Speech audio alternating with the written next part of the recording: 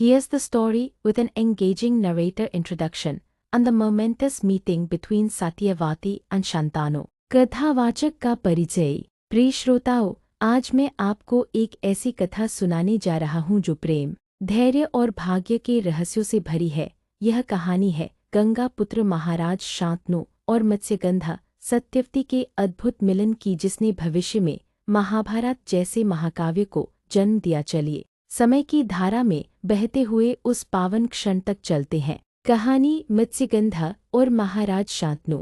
हस्तिनापुर के प्रतापी राजा शांतनु एक दिन गंगा तट के किनारे शिकार करते करते दूर निकल आए। सूर्य की किरणें जल पर अटखेलियां कर रही थीं और ठंडी हवा उनकी थकान मिटा रही थी। तभी एक मधुर सुवास ने उन्हें चौंका दिया, मानो कोई दिव्य पुष्प हवा में खिल उठा हो। कौतूहलवश वे उस सुगंध के स्रोत की ओर बढ़े और देखा, एक युवती नाव खे रही थी। सांवली कांति, विशाल नेत्र और गंभीर मुखमुद्रा, वह थी मत्स्यगंधा सत्यवती, जो मछुआरे की पुत्री थी और नाव चलाकर अपने पिता की सहायता करती थी। हे कन्या, शांतनु बोले, तुम्हारा नाम क्या है? यह अद्भुत सुगंध कहाँ से आती है? सत्यवती ने विनम्रता से उत्तर दिया, मेरा नाम सत्यवती है महाराज। यह सुगंध मुझे वरदान स्वरूप प्राप्त हुई है। राजा मोहित हो गए। उन्होंने तुरंत प्रस्ताव रखा, क्या तुम मेरी पत्नी बनोगी सत्यवती? किंतु सत्यवती जानती थी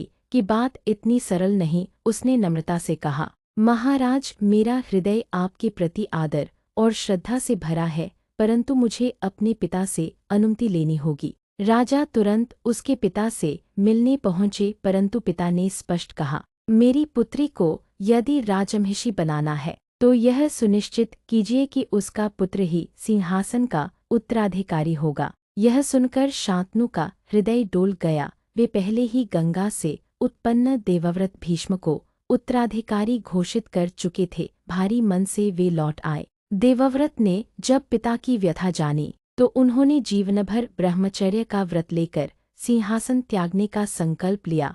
उनके इस त्याग से प्रसन्न होकर देवताओं ने उन्हें भीष्म की उपाधि दी और इस प्रकार शांतनु और सत्यवती का विवाह संपन्न हुआ।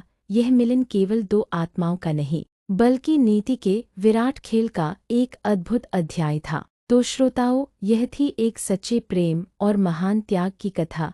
अगली बार फिर मिलेंगे एक और कहानी के साथ।